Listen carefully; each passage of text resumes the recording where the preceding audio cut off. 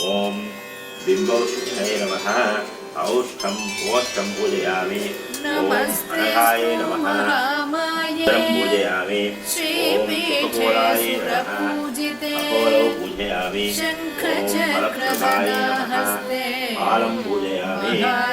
नीलकण्ठकाय नमः अरसान् पूजयामि ॐ शिवाय नमः शिरः पूजयामि सर्वपापहरे देवी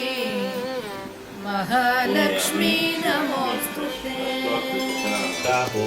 सर्वज्ञे सर्ववरदे सर्वदुष्टभयङ्करी सर्वदुःखहरे देवी महालक्ष्मी नमोस्तुते सिद्धिबुद्धिप्रदे देवी भुक्तिमुक्तिप्रदायिनी मन्त्रमूर्ते सदा देवी महालक्ष्मी नमोस्तुते आद्यन्तरहिते देवी आदिशक्ति महेश्वरी योगज्ञे योगसम्भूते महालक्ष्मी नमोस्तुते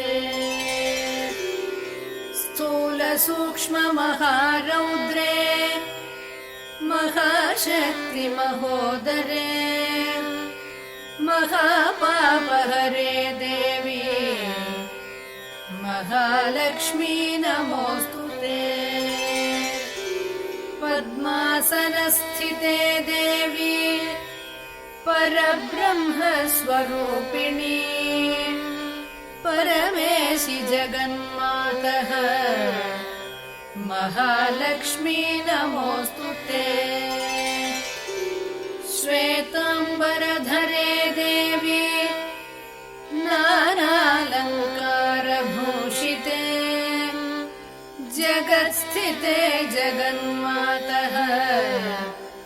महालक्ष्मी नमोस्तुते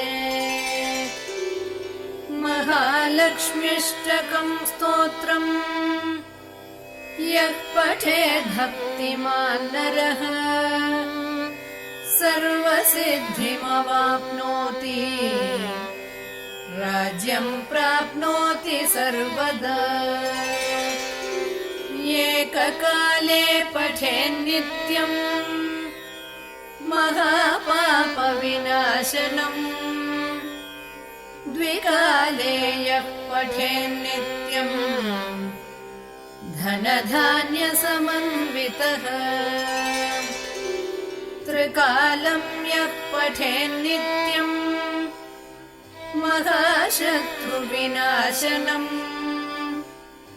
महालक्ष्मीर्भवेन्नित्यम् प्रसन्ना वरदा शुभा